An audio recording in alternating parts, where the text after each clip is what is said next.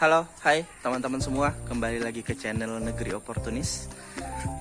Udah dengar berita bahwa Wakil Bupati Kuburaya, Bapak Sujiwo, mengundurkan diri dari jabatannya sebagai Wakil Bupati. Pasangan muda Jiwo ini diusung oleh PDI, Nasdem, P3, Demokrat, dan PKS. Sebenarnya dari awal, kalau teman-teman ngikutin perkembangan politik di Kuburaya, Sujiwo dan Muda ini adalah bukan orang yang sebenarnya solid di dalam komunikasi politik. Dari zaman awal-awal banget dulu, bahkan ketika saya masih SD, nama dua orang ini sering mencuat sebagai muncul dengan berbagai konflik lah. Jadi sebenarnya aneh ketika Muda dan Jiwo itu tandem di pilkada.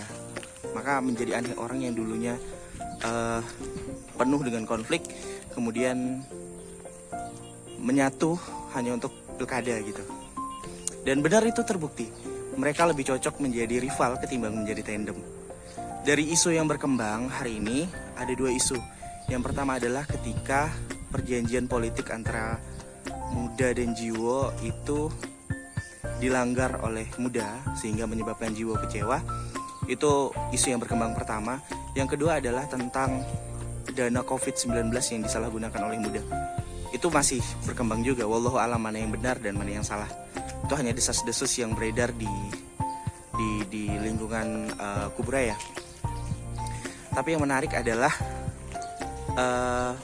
komunikasi politik di antara mereka berdua itu masih belum cair sampai sekarang, dan bahkan surat pengunduran diri dari Jiwo udah sampai ke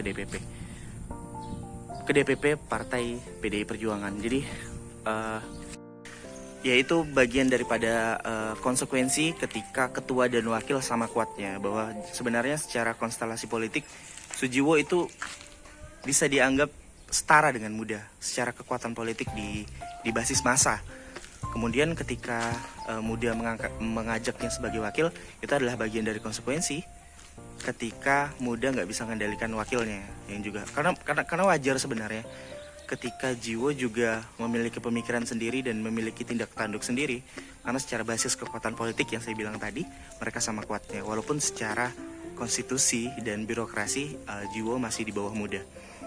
Dan itu terjadi hampir banyak di kepala daerah, bahkan presiden, sebagaimana kita tahu dulu SBY dan JK juga sempat konflik karena mereka dianggap sama kuatnya. Mari kita tunggu kelanjutannya, bagaimana kisah di antara pecah kongsinya Muda dan Jiwo ini beberapa hari ke depan. Mungkin akan terjawab alasan dan kenapa Jiwo mundur dari pemangku kekuasaan sebagai wakil bupati di Kabupaten Kuburaya. Sekian video dari saya, semoga bermanfaat. Jangan lupa like, comment, dan subscribe. Akhir kata saya mengucapkan terima kasih. Assalamualaikum warahmatullahi wabarakatuh.